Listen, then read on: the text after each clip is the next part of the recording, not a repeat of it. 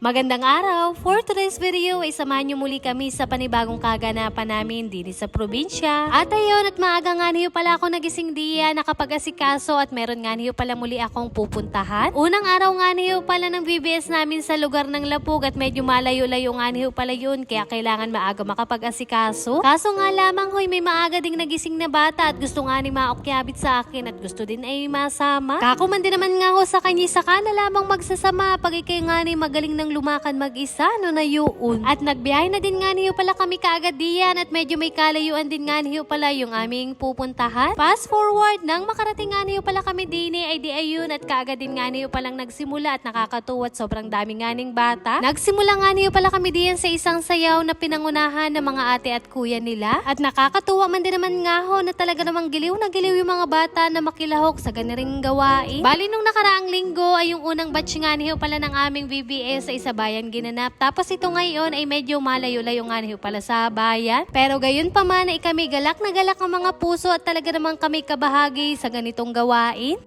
Fast forward, pagka-uwi naman nga niyo pala namin din sa bahay ay medyo napaibig nga ni akong kumain ng pansit, kaya naman ayun at nagluto nga ni ako. Isa rin talaga yung pansit na ito na talaga namang laging hindi mawawala-wala sa mga handaan, kagaya na lamang sa mga birthday ha. Ay di naman din naman nga ako sa aming probinsya, basta may mga punsyonan ay talaga namang ang lamesa ay laging may handang pansit. Ay ika lang man din naman nga ako ng mga matatanda na ang pansit daw naman ay pampahaba ng buhay, ano na yun. Ay di ayun at nagisa muna nga niyo pala ako diyan ng sibuyas, bawang, saka naman inilagay ko na din yung mga panlahok kong kikiam at squid ball. Tapos meron din nga niyo pala ako diyang pansahog na karne ng baboy at saka atay ng baboy. Medyo igigisa-gisa nga lamang ko pala yan at medyo lulutuin, tapos inilagay ko naman na aring mga gulay na ilalahok ko. Hahalu-haluin nga lamang ko pala yan sandali at medyo half cook nga lamang ko pala yung gagawin natin diyan. Bali naglagay na nga niyo pala ako kanina ng pampalasang asin, paminta, tapos ngayon naman ay nagdagdag nga lamang ko pala ako ng oyster sauce. Syempre naglagay din nga niyo pala ako diyan ng kaunting toyo at kakuman din naman nga hoy, medyo may alat man laang naman. Haluin nga lamang ko pala ulit yan para naman kumalat yung mga pampalasa, tapos maya maya ay ahanguin ko na din kaagad. At ayun, at pagkahango ay kaagad naman nga ho ako nagsigang ng tubig at kako nga ni mapakulo ko kaagad. Sa tuwing ako nga po pala magaluto ng pansit ay garning paraan nga niyo pala yung lagi kong ginagawa. Una ay alutuin ko muna nga niyo pala yung mga pansahog kong gulay, saka naman sunod kong iluluto yung pinakang bihon. Bali dun sa sinigang kong tubig kanina ay naglagay nga lamang ho pala ako doon ng toyo para kako naman nga ni ay may kulay-kulay yung aking lutuing pansit. Ay dinibaga naman nga ni ho sa amin nung una ako nagluto ng pansit ay hindi nga ni ako naglagay ng toyo, kaya man din ang sabi sa akin ay anong putla daw naman, ano na yun.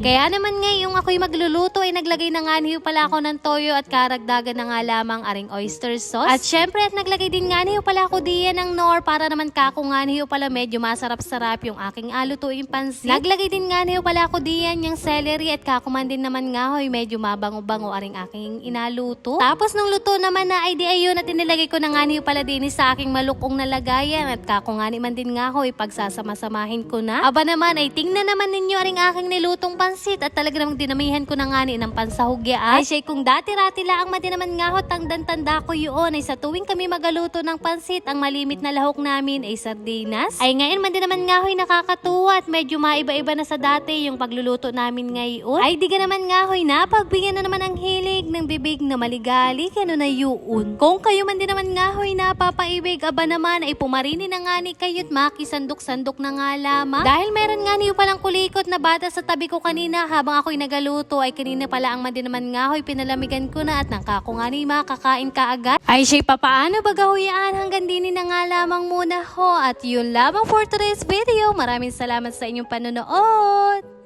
God bless.